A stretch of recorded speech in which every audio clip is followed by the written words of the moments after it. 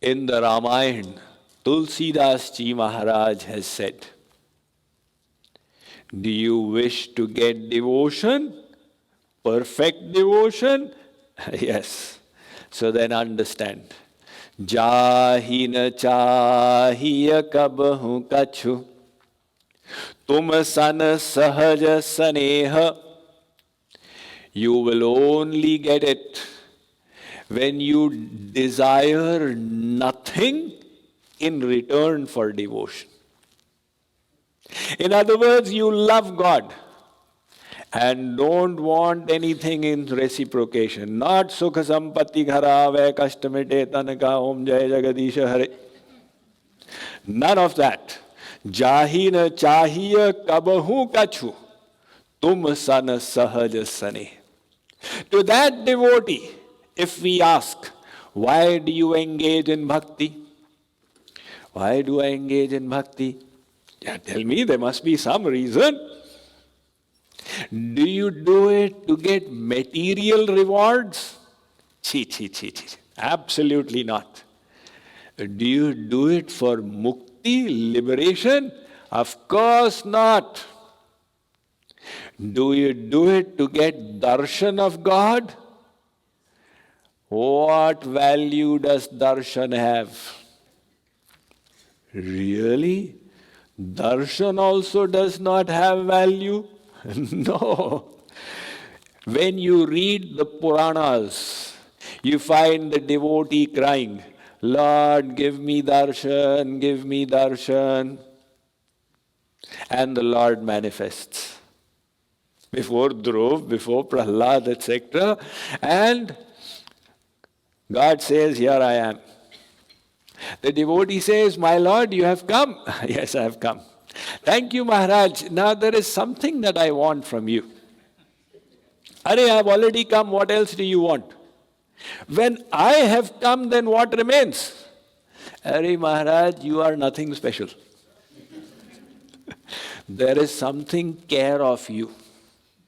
Your divine love. That is what I need. Not for my sake, so that I can serve you with it. So after darshan, when the devotee is asking for bhakti, it means darshan is small and bhakti is higher. That bhakti is the ultimate thing that the soul can strive for. Hence, Chaitanya Mahaprabhu said, Purusharth Shiromani, Soi Prem Dhan. Purusharth, what you strive for. So our Vedas talk of 4 Purusharths.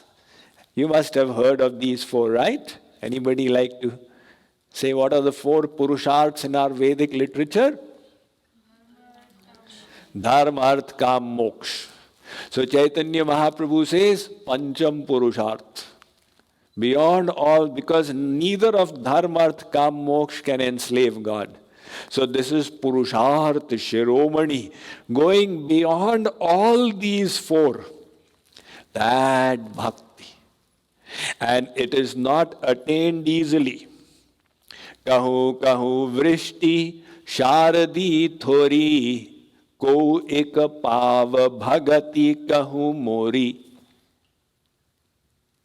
Just like it only rains in a few places on the day of Sharat Purnima. Very rare. Sharat Purnima comes on the average around 10th of October. So in Bharatvarsh, India, on 10th of October, the monsoon has wound down. The winter monsoon is yet to come. Rarely does it rain. Occasionally. Similarly, the Ramayana says, 1 out of many gets this bhakti. Muktanam api siddhanam narayana parayana sudurlabha prashantatma koteshvapi mahamune. Out of crores of spiritual aspirants, 1 gets it. जेहि खोजत योगीश मुनि प्रभु प्रसाद को पाव. But just because it is very rare doesn't mean that we should not strive for it. Kripaluji Maharaj says, make your goal the highest. Even if you have to reach there after 10 lifetimes, but don't compromise the goal. So don't look for shortcuts or quick fix enlightenment. Understand it all, select the highest goal, and then move in that direction, even though it may take not one life but 10 lifetimes to reach there. But if you want it, of course you have to become desireless. Beyond that, you have to really want it. In other words, you will get it when you have a deep yearning for it. Naradji, he said that divine love is so cheap, he said elsewhere. It is so cheap. You can purchase it anywhere you like, provided you pay the price for it. In other words, you don't need to go to Vrindavan or Ayodhya. Sitting right in Denizen, you can get it. But are you willing to pay the price? What is the price? $1 million, 2 million? Krishna bhava rasa bhavita mate kriyatam yadi kutopi labhyate. Tasya mulyam api laulyam ekalam janma koti sukritairna labhyate. What is the mulya? Laulyam. Deep desire. I really want it. That is the price for it. This deep desire in Vrindavan is called lalasa. What is the extent of your yearning? You see, we had the public programs in Dallas, in Houston, in Denver, etc. So out of thousands of Indians, a few of them were coming. They had this desire for God. Now, out of those who were coming, a few came for the retreat. They had a deeper desire for God. That is what brought them here. But as yet the desire is still not enough.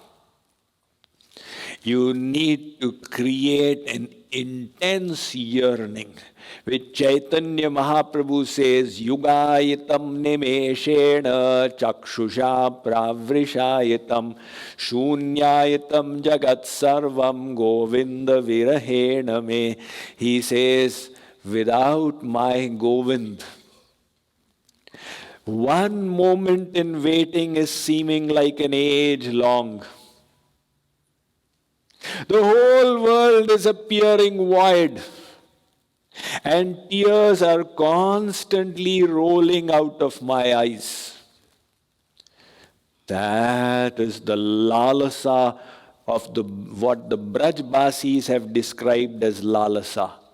And Chaitanya Mahaprabhu mentioned it as Parama Vyakulata. Naradji also in his previous sutra he said, Naradastu tadarpita khilacharita tad vismarane parama vyakulateti.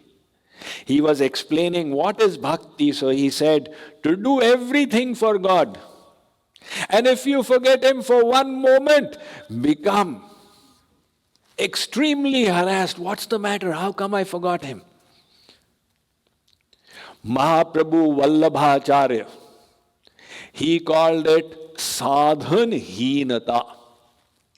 Like Gajraj and Draupadi felt sadhan heen. I need it and I don't have it. My Lord, please bestow it. In other words, when you feel that the place where you are and the place where you need to be, this gap has now become unbearable, then you cry out to the Lord. That is the sadhan heenata of Mahaprabhu Vallabhacharya. Yogi Shri Krishna Prem described it. The divine grace intervenes only when you are at the end of your tether, for then feeling lost, as you call out with every fiber of your being to save you from your shipwreck, His love answers your call, and your heart is flooded with love, His light knelling the doom of centuries of darkness. Jagadguru Ramanujacharya called it tap, true austerity.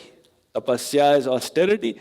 True austerity is this yearning.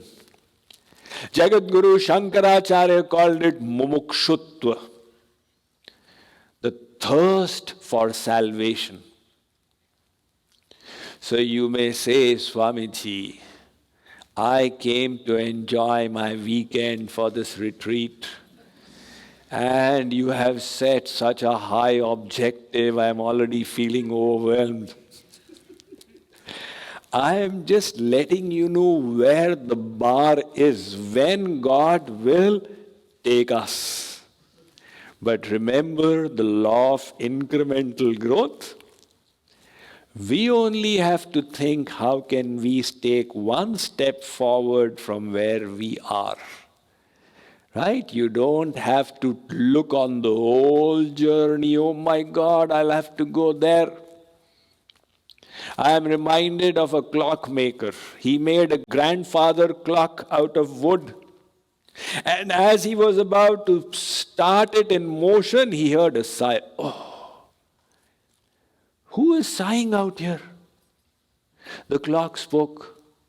I was just thinking of the millions of TikToks I have to do. And I said, how will I ever do it? The clockmaker said, never mind, just do it one TikTok at a time. And since then, it is still doing TikTok, TikTok. So you simply think of how to take the next step.